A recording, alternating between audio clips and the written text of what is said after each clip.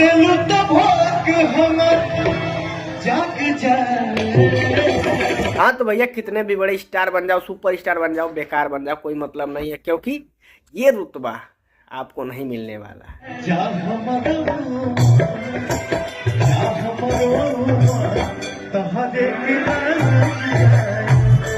ये सबके नसीब में नहीं आता है, ये जिसको मिलेगा ना वो पावर स्टार होता है, ये आपको नहीं मिलने वाला है।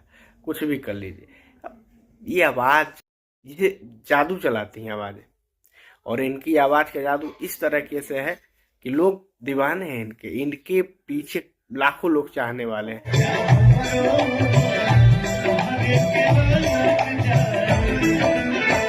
और ये नहीं है कि भीड़ आ गई उसमें, बस भीड़ आ गई, भीड़ नहीं है, भौकाल है। देखिए